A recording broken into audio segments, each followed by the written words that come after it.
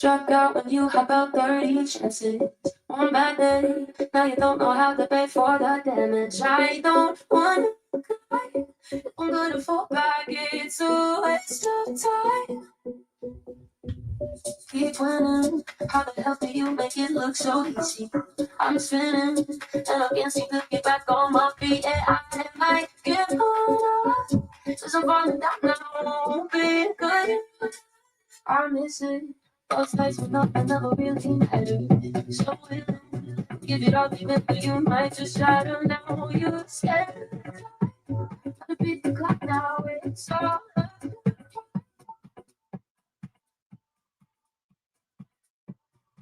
I struck out, you have about 30 chances. Now you don't know how to play for the damage. I don't want to cry. I'm gonna pull back, it's a waste.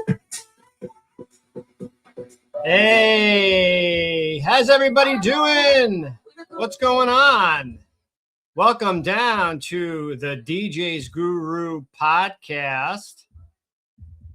And yeah, episode 35. Today we are talking about uplighting, cheap uplights versus pro uplights, and what's the real difference. I want to say hello to everyone out there watching us on YouTube, on Facebook, on Twitch. Thank you so much for joining us today. Really excited to dive into this topic that there have been a lot of questions on as I peruse the help desks and the different Facebook groups out there. It just seems like there is so much confusion on what people should be out there buying, what they should be looking for. And our goal today is really to speak to everybody, whatever point you're at in your career, whether you're just starting or whether you're an expert. And we're going to address the information that you need to make a really good buying decision. We're not here to bash any brands. We're not even really going to talk about brands. We're really just going to talk about specs, sometimes lack thereof specs. The important stuff to be looking for, understand what they mean, and then use that information to make the best decision for yourself. And you might be using a cheap uplight that works great for your application, and you may never need to upgrade. However, you might have hit a wall with your cheap uplight, and now you're looking to maybe get into something better, and you don't want to overspend. You don't want to buy something that you may not need. You also don't want to buy something that's not going to fit your workflow. So we're going to go through a lot of different things today and just really talk about the important information to know to really distinguish what is a cheap uplight and what's a pro uplight. And a pro uplight doesn't necessarily need to be the most expensive one. We're not talking about price here. I was specific. Pro uplight just is going to give you the information you need to know, is it going to be able to do the job I need it to do? When I'm a pro, I don't necessarily care so much about the price. I need it to do this specific thing so I can use it to make money, because if it doesn't do that, I can't use it.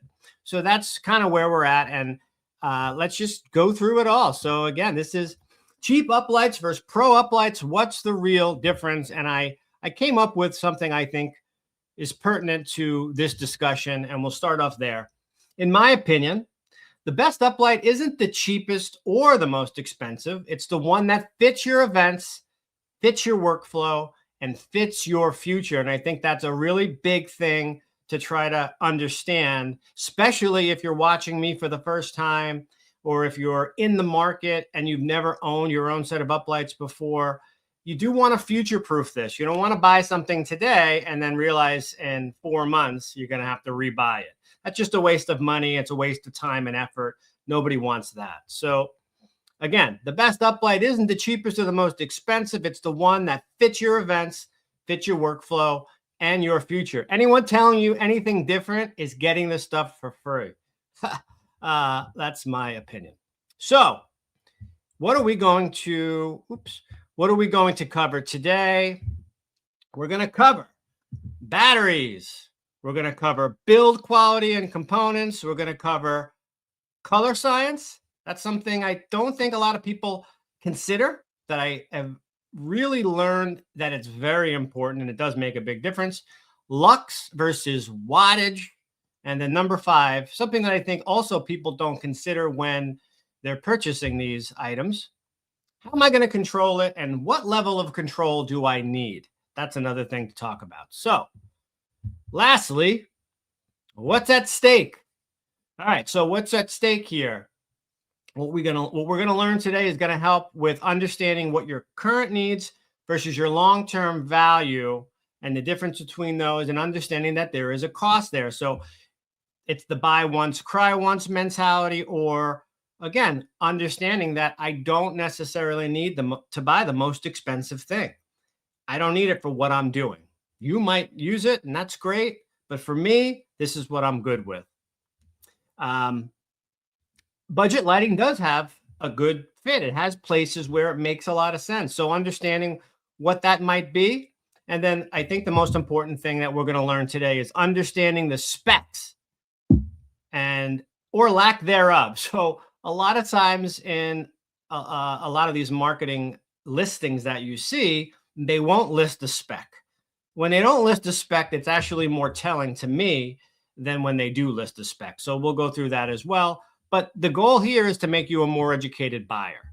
And that's really the main objective of today's show. And again, thank you everyone for watching. Thank you for checking in on Facebook, on YouTube, on Twitch. We'll say quickly hello in the comments to what's up, Mr. DJ Switch? How are you today? Hope you're doing well, man. Thanks for tuning in. And yes, at some point we all hit a wall. That's what I like to call it. So we hit a wall with whatever it is that we're using. I have a quick poll question. We'll start off with this quick poll question. And please answer in the comments if you have any questions, if you have anything to add. If you don't like what I'm saying, it's all good. Put that information, your thoughts in the comments. We love to hear those thoughts. Have you ever purchased an Uplight mainly because it was cheap? Yes or no? And let's be honest, as I perused, that's my word of the day today, as I perused Google today for uplighting for events, buy uplighting for events, I mean, there are so many options now. The game has changed so much. The pricing, look at this, from $28.99 to $159 to $105 to $7,000 to, and like, if you don't know what you're doing or you've never really seen this stuff before, what are you going to do? You're going to go onto a Facebook group or something like that, and you're going to get probably more confused. So I hear this, I see this as an issue, and I'm here to help add some and shed some light to this. So segment number 1, we're going to quickly talk about battery power, marketing versus reality. So the first thing I think a lot of people will look for is, number 1, how long does the battery last between charges, right? Number 2, how long does it take to charge? And also, you might also be looking at what kind of a battery is it? Is it a lithium ion? Is it a nickel metal hydrate? I think some of the key points to understand here are these things at the bottom of the screen here. So understand that what I've learned, and in case you didn't know, I've lived in retail since 1999. So before this existed, the internet really, all these Facebook groups, I was the person that a lot of people would call with questions. So I heard the good, the bad. I learned a lot going through this process, and I've seen from the entry level of this type of product to where we are today. So I have a lot of experience going through the cycle of production and manufacturing, and I've learned a lot myself, and every day I learn more. So that's just kind of my perspective and my frame of reference. So when I give you this information, that's where it's coming from. What is full output, right? Because if you look at a listing, sometimes they'll say, all right, the battery is a 20-hour battery, static only, single color, static only. 4 hours full on, right? Well, wow, that's a 16-hour range difference. Why did that just change? How can I get 20 on a static color, but I can't get 20 when I'm running it normally? Well, battery has a capacity, and the features within the battery, within the light, are going to use the battery more or less. So if you're just doing a single color or red, right, and your RGB light, it's only using one out of the three colors. So it's not getting and using its full power. So if you're just running a light static red, it's not going to use up as much battery, which will give you maybe that 20-hour battery life. However, if you want to connect it to a DMX controller, if you want to run chases, if you want to somehow put it into some sort of sound active mode, if you're going to be changing colors, doing fades, all this type of stuff, more work for the light itself is going to put more stress on the battery. And that's where you're going to get your 4 hours. So I think of the LED tubes is very famous for this too, where you'll see a big range between the battery life. So just understand that if you're seeing a full-on 4 hour rating, it's really a 4 hour battery. Let's be honest. Very rarely are you going to just leave it in one color that happens to be the single of a tricolor LED, where you're going to really get that 20 hours, or maybe split it in half, right? 10 hours if you're going to use it, not as much as you would full on. But either way, when you're out there looking, understand what full on or full power means. And that's really the best or worst case scenario of what you're going to get out of a light. So keep that in mind as you're going through that. Another thing to understand, whatever type of battery it is, and I've seen this a lot in the past, can you replace the battery? Is the battery replaceable? Not only is the battery replaceable, is it easily replaced? Have they designed the light so you actually can go in there and take it out? Manufacturing in places like China, Malaysia, they are building things in a way where they do not want you to open it up. They want to make it more difficult for you to replace things because they want you to buy a new one. They don't want you to replace it and fix it. That does not work with their business model. It should work for ours, though, because A, it'll save us money. B, it's more sustainable for this environment we all live in, right? We're just throwing things out after using them for a couple of days. You know, not so great for the environment. If I can maybe buy a replacement and fix the thing I already have, that's what I would personally prefer. So another thing to keep in mind. And then the last thing I'll just mention on batteries is what kind of battery is it? Is it a lithium ion? Is it a nickel metal hydride battery? There are some differences between those. I'm not going to go too far into it today, but just be aware that there are different types of batteries. They both have their positives and negatives. Depends on who you ask, but understand that there are two types of batteries out there, and one of them might be better or worse for you. All right. So how's everyone doing? Everyone feeling good out there? I'm feeling great today, I got to tell you. What's up, Dave? How you doing, my friend? Good to see you. Thanks for checking in. At Seeker Foot number 1. Yes. Okay. What did we say yes to? Check back in. Let me know. Switch. The difference in pricing is crazy, but usually get what you pay for. Yeah, I think that's totally true in most cases. Haha, that's correct. And I'm going to get into that a little bit more because there seems to be some confusion about things that might look exactly the same, and you think they're the same, but they're not, and there's some reasons why. So we'll talk about that in a little bit as well. All right, segment number 2. And if you have any questions, once again, drop them down. This is just an accumulation of what I've learned in the decade that I've been doing this, and I'm sharing this with you today. I hope you can get something out of it. I don't know everything. If you have anything to debate me on or tell me I'm wrong, please do it. I love to learn more and get better. All right, so number 2, build quality and components. This is important, very important. So the key points on this one, what are they made of? What's inside? What's on the outside? Is it made of plastic? Is it made of metal? What kind of metal? Is it aluminum? Is it steel? Is it some sort of combination of the two? If it's plastic, you know, that's going to be a red flag. I don't recommend buying plastic LED lights out there for anybody. I think at this point you should be getting metal, some sort of metal. And that's plastic is just it's going to break at some point. It's going to snap. It's going to crack. That's just almost every single plastic light I've ever had is cracked. What about the quality of the LED diode? How do you even know what the quality of the LED diode is? It's really difficult to understand and to really see that in the specs. Most companies are not telling you where they're sourcing their LEDs. But here's one thing to understand, and one thing I've learned. Philips, the company Philips, actually has a patent on the LED diode.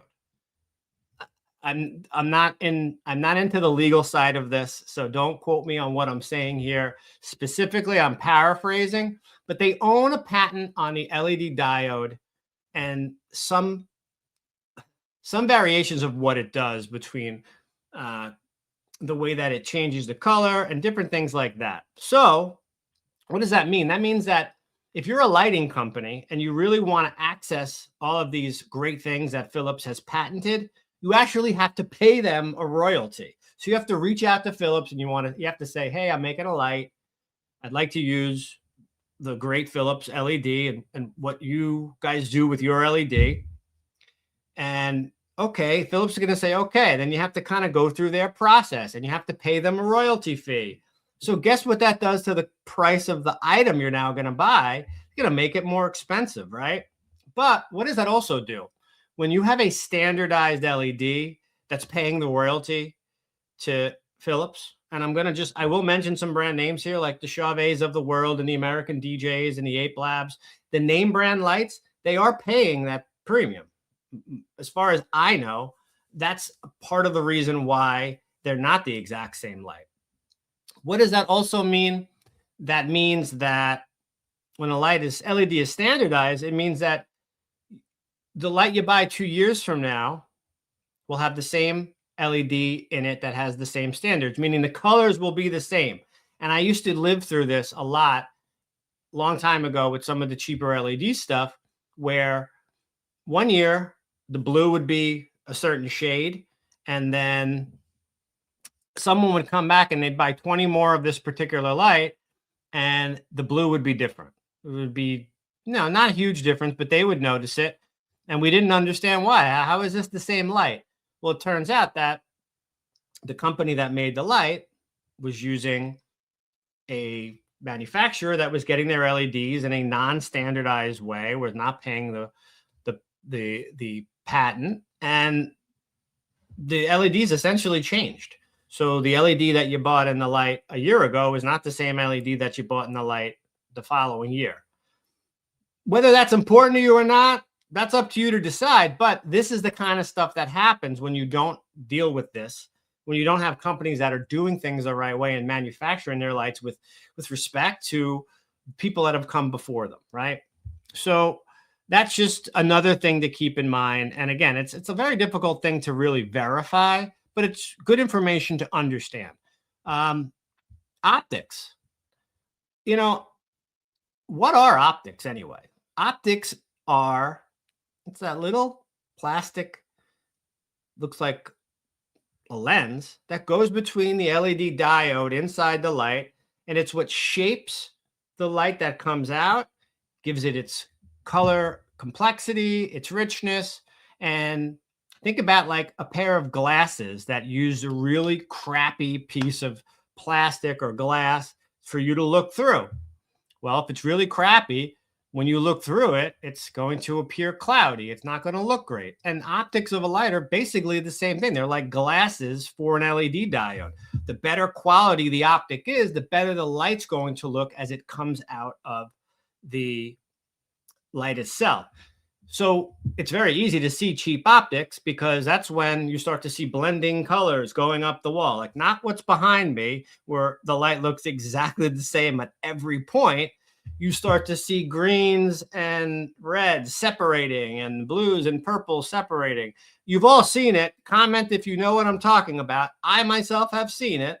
I've owned lights that did that. And now that's why you start to see hot spots, right? It's darker over here than it is over there. That's the optic. The optic is what's doing that. When you have a better quality optic, not going to do that. Does that matter to you? Depends, right? That's up to you to decide. But that's another difference of why one is less expensive, one is more expensive. I've learned about a company called Cathode Optics. They're like the Kleenex of the optic world. They're the name brand, and it makes a difference. It really does. So that's another key point to keep in mind. I mentioned this earlier, but can the light be opened and repaired, right? So if an optics breaks, if you want to change the optic, if you need to change the battery, any company that is proud of what they're doing, they want you to open the light up. They want you to be able to fix it. They're going to offer you a part to be able to do that. That's just respectful, in my opinion, right? For someone to make something and to not make a replacement part for it and then not make it easy for you to open it up and fix it, it's insulting to me. Like, you're telling me that your thing is going to break and that I have no right to fix it myself. And I'm kind of just renting it at that point, in my opinion. I'm not buying it if I can't fix it. Kind of just renting it, right? So, yes. And then the last thing I did mention here is the light IP rated or not. If there's some sort of IP rating, IP54, IP65 is the one you'll see in our industry the most. IP65 is typically what you're going to go for. They're built at a certain standard that is inherently going to make the light a better quality light because it's basically trapping the outside from getting dust in there and water, and it's also making it more weatherproof in the sense of being able to be left outside. I mean, geez, I did an event inside and I was right by the outside door and it rained so hard the water was coming in inside and my lights were getting wet.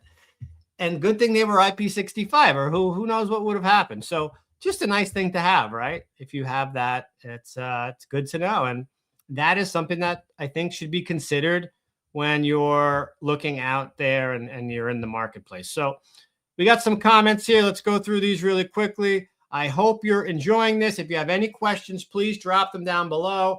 I don't know the answer to everything, but I'm very good at getting answers if I don't know them, and I will get back to you.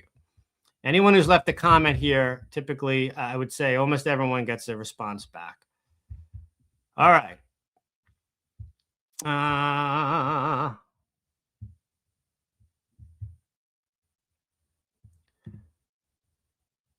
Seekerfoot number 1. Oh, yes, he purchased cheap uplights. Okay, got it. Very good. I had 2 at one point. Flicker free is the key. Yeah, that's a big thing. You know what? I thank you for bringing that up. I didn't put that into my presentation here, but flicker free is something that I will get to when I get to CRI, actually. DJ Switch, I bought some cheap lights too, and they're okay, but a year later, I'm already looking to upgrade. Absolutely. You're hitting the wall, man.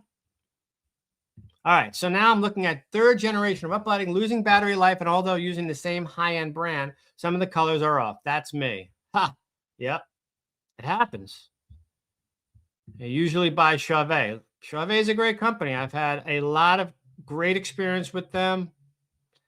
Yep. Try to explain that to clients. And I feel that, but I think, Dave, if you start to itemize everything on your bill and you start to justify and negotiate each line item when it comes to lighting and sound, they don't understand that. They don't see the value the way you're going to see the value. I've always learned to include product that I know will make my brand better and then price it accordingly, but not necessarily itemize everything so they have a place to say, okay, well, take those out. I'm going to pay you $1,000 less.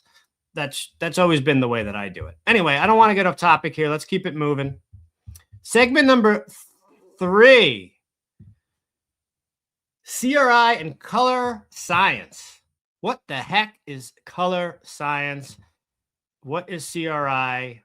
Good Lord.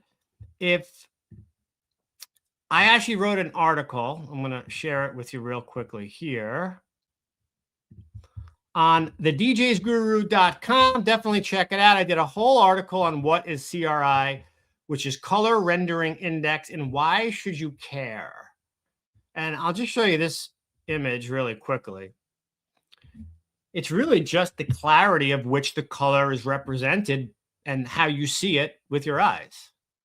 But if you want to learn more about CRI and why it's important, definitely go to the djsguru.com. There's a full article there on, you could read more about it. But I'm going to give you the key points and why I have learned it makes a big difference. And a lot of people also that I've worked with now, and why they also echo the same sentiments. So CRI equals color rendering index. A higher CRI means better skin tones and true colors.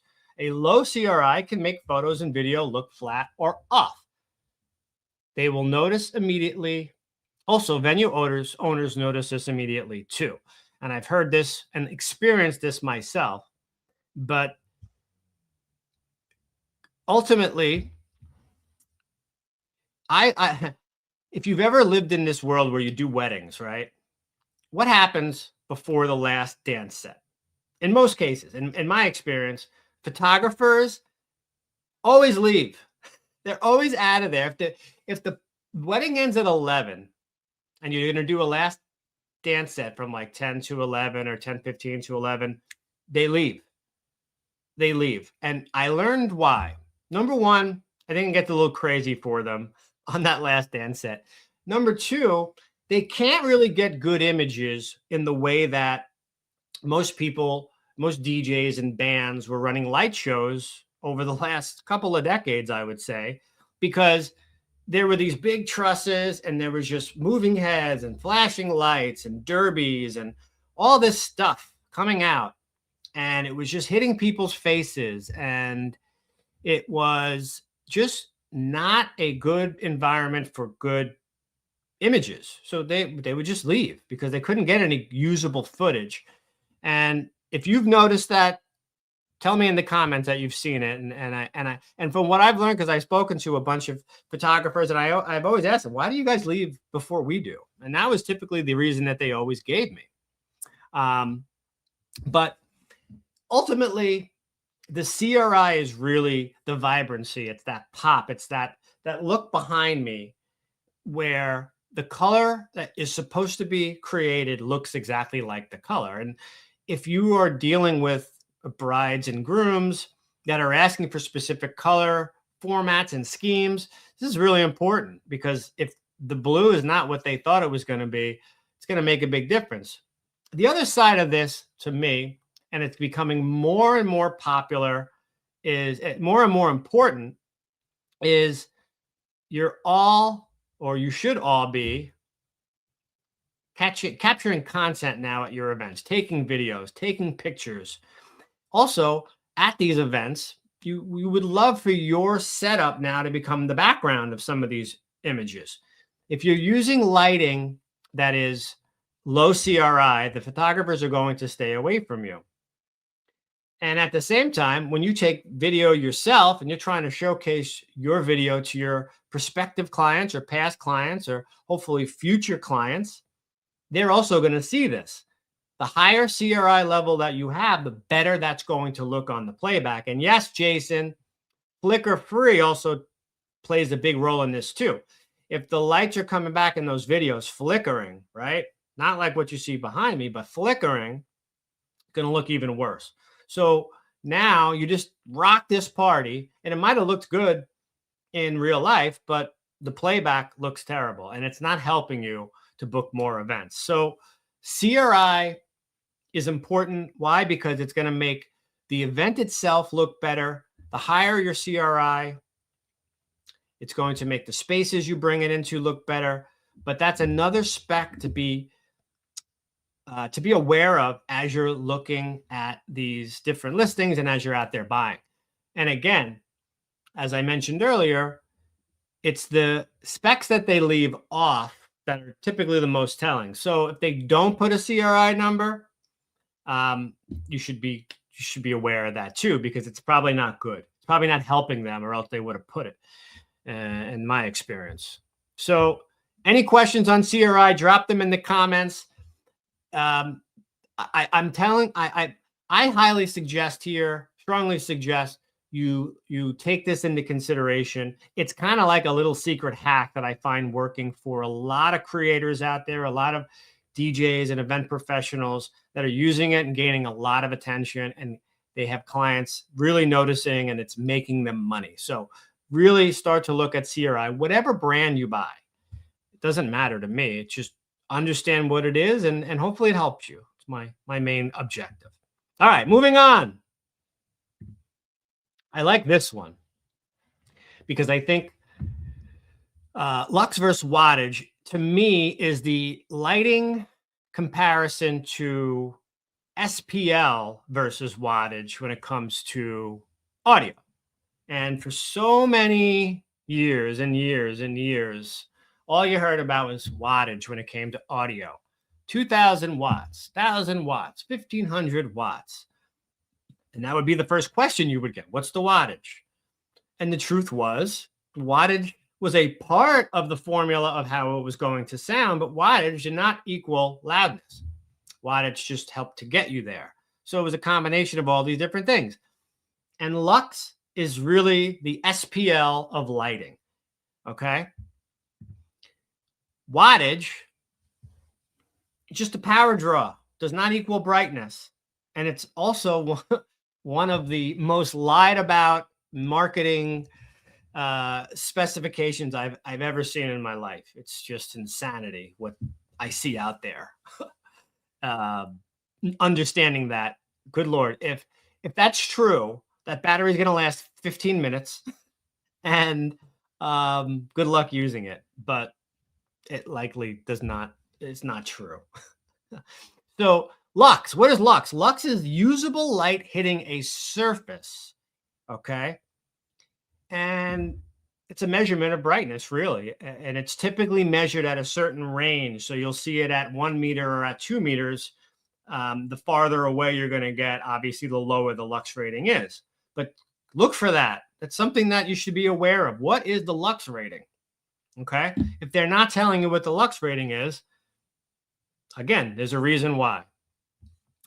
And as far as a formula to understand what's going to get you the most perceived brightness, it's a combination really of the optics plus the LED efficiency and the lux level. And that's a lot more than wattage. Wattage does have something to do with it, of course. I've just learned that I don't trust what the wattage, what they're telling me it is.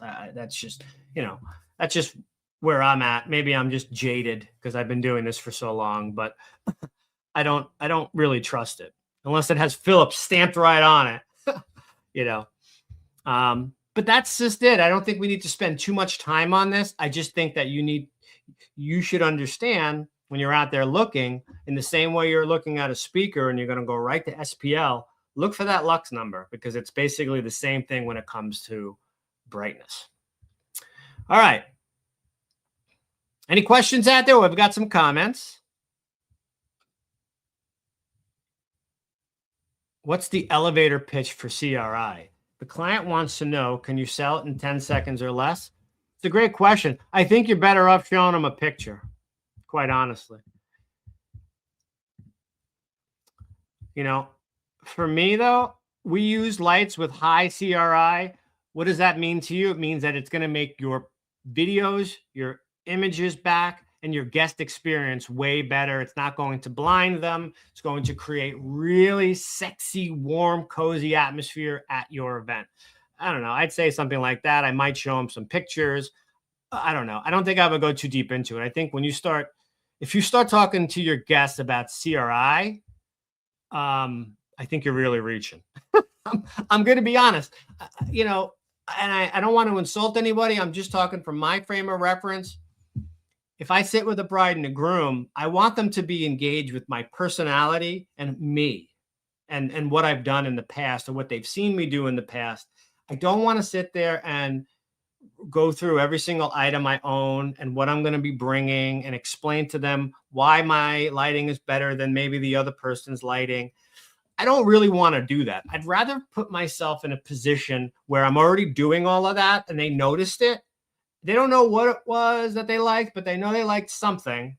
And then they like me and they trust me and they want to do business with me because they know I'm going to do a good job. I'm going to truly care about what I'm doing. I'm going to show up. I'm going to show up early, and they're going to get everything that they paid for. So that's me. Gaines Bond, put flicker free on all your lights. If that is an option, highly recommend it. Absolutely. Good job, man. And thanks for checking in. Cadillac Black, salute from San Francisco, California. Thanks for sharing this information. Hey, you know what? I appreciate you being here and being part of this. If you have any questions, feel free to reach out to me. I haven't even done a plug yet today. That's how much I care more about helping than I do about actually helping my business here. But I'm going to give myself a quick shout out. This show is sponsored by DJSupplyStore.com.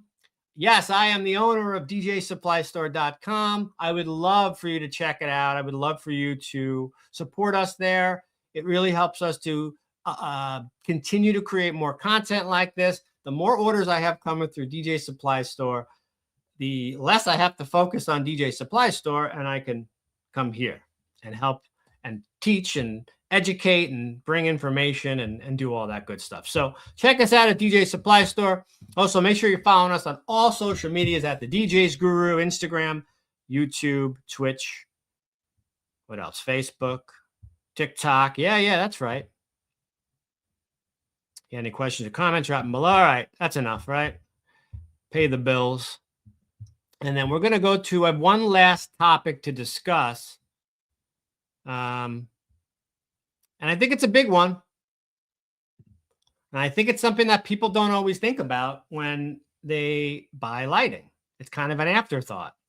And that is control. How am I going to control? I just bought 20 lights, and they came with 20 of these. But this doesn't really do very much. So is that all I want? Well, no. Right? I want my lights to be a light show. Okay. Well, if they're going to be a light show, what does that mean? That means all lights should be basically doing the same thing, or at least doing it in a way that's synchronized and looks like it is planned, right? Okay. Well, this is not going to do it for me. At least not this one from the cheap lights that we saw on the Google search that I did. So understand the limitations and what your lights have. So the first question to ask yourself is, what level of control do you want? Do you just want to paint the walls? Because there's plenty of people out there that they just want a battery powered up light. They don't need any wireless anything. They want to put it on blue. They're going to drop it down, and they're going to leave it on blue all night. They're doing a 5-hour wedding or a 5-hour birthday party. They need it to last for 6 hours, and that's it. They have no thoughts of doing anything more than that. It's more than they even want to be doing now. Fine. So you don't need any type of crazy control. You can just use the LCD display on the back of your light or the IR remote that's going to let you change the color on one light at a time, and that's it. And you're fine with that. So that's, I think, plenty of people out there, but maybe not everybody. So the next level of control is, all right, I want to kind of set and forget it. I don't really want to deal with a DMX controller. I don't necessarily want to deal with a remote too much. I just want to be able to drop my lights down, turn them on. But I do understand that if I let them just do what they want, it's not going to look great. It's not going to enhance my party or my event. Okay, well, that's something to consider, because most lights out there that are DMX ready, they're going to then require an additional external controller or software or something like that to be able to do what you want to do. Now, whether that be sound switch or the Wolf Mix or Maestro DMX now, there's a lot of different things coming out to the marketplace. But understand, if you're going to do it that way, there's going to be, your lights are going to be out there. You're going to have your DJ equipment here. And then you're also going to have some other type of console, whether it be the WMX1 or if you're using software, it's going to be a computer or maybe an iPad or something like that. But understand that now you're dealing with music, now you're dealing with lighting, and that's okay. Maybe you have people that are helping you. Maybe you're not a solo op. Maybe you're someone who has that worked into what they're doing already. Awesome. But just understand, how am I controlling the light that I'm buying? And do I have the bandwidth to be able to do it and do it properly? Okay. The different types of control options. We talked about DMX already. We talked about auto or static mode, right? I don't think auto mode should ever be considered. If you're going to just drop a light down, put it in auto mode and have 20 lights doing 20 different things, you're going to drive your guests crazy. You're going to have a carnival. That's never the way you want to do it. You want things to be synchronized. So sound active kind of is the same thing, although they might be in the same program and they might not be doing totally different things. It's not going to be synchronized unless they're actually connected wirelessly, and there's some sort of software that's tying everything together, or some sort of control protocol, whether that be a DMX controller or whatever. So the last option are lighting brands that have built-in software. So I will mention a company like Ape Labs. When you buy a lighting from a company like Ape Labs, their whole concept is a closed network control system that allows you to control the lights automatically right out of the box with a remote control or a smartphone app. It's not going to give you full 100% control like you can with DMX. Not going to be able to tell the lights exactly what to do on every single feature and specification, but it's going to give you a high level of DMX-like programming. It's going to give you a coordinated one-show button light show activation called music mode, and it allows a more streamlined experience without having to go out and buy and learn alternate software or DMX controllers, things like that. So if you're someone who is a solo operator or who understands they want a premium light show but doesn't want to invest a lot of time into it, that's where a company like Ape Labs are. And if there's another one out there that has this, please tell me, but it's the only one I'm aware of. But a company that has a software built in, and not just basic software, like real software that's going to really allow you to do things to enhance what you're doing. That's where a company like Ape Labs does have a tremendous amount of value. And understand, when you buy the Ape Labs product, you're not buying just the light. You're buying the light plus the software that comes with it that allows you to control it the way that you want. So that's just one last thing to consider. And I thought it was important to kind of make mention of that, as there are certain brands out there that I keep hearing the names of. Ape Labs was one of the brands. I do have an affiliation with Ape Labs. I want to be transparent about that, so I will mention their name because I'm an expert on Ape Labs. And that's some of the things that I've seen people really find a lot of value in. I found that myself. So I just wanted to share that about control, because really I think control is another very important thing to consider, because you can have the best uplights in the world, but if they're not creating a light show, if they're not actually reacting to the music properly, if they're not doing the things that you need them to do, then they're not such great lights, are they? Because control is really probably more than half the battle. All right. Absolutely agreed. If you're selling specs on equipment instead of yourself, it's going to be a tough sell. Yes, sir. Very true. Cadillac Black, I have a question about the LD Maui 44. Well, you can feel free to leave a comment, or you can also reach us at info@thedjsguru.com. You can go to thedjsguru.com, go to the contact page, or djsupply.store.com, go to the live chat. We have people on there right now, can answer questions, or email info@thedjsguru.com, or find me on Facebook, send me a message. There's a lot of ways to reach me. But right now I'm doing this. So I appreciate it, though. We are here to help. All right. So I have a couple of last things to say, and then I think we're kind of done with this topic today. I think we've addressed the things that we wanted to address. I have some final thoughts. So budget lights are a starting point. At some point, you may hit a wall. We keep talking about that, right? And what does that mean? What does that look like? You hit a wall.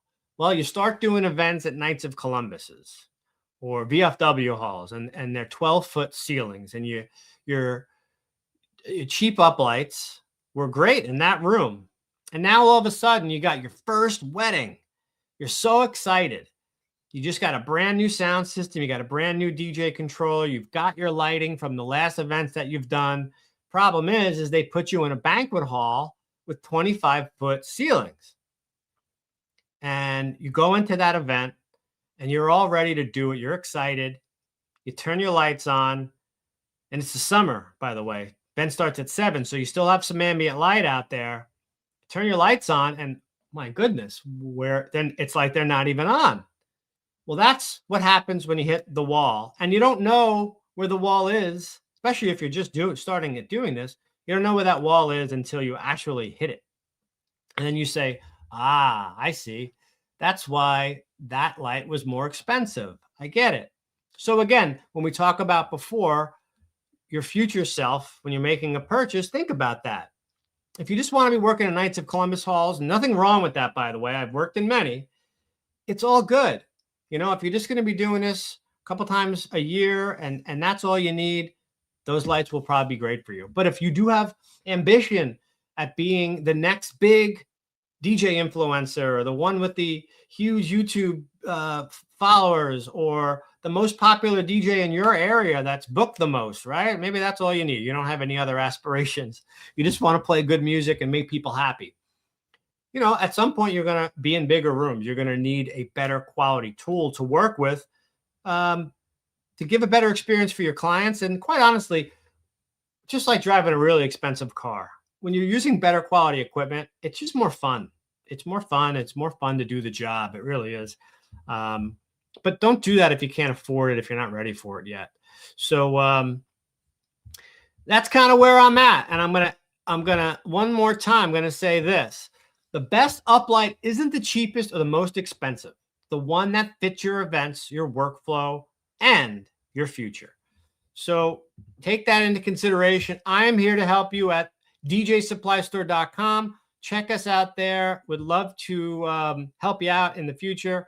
So feel free to reach out. And then final poll question. Was this video helpful? Would you like to see more content like this?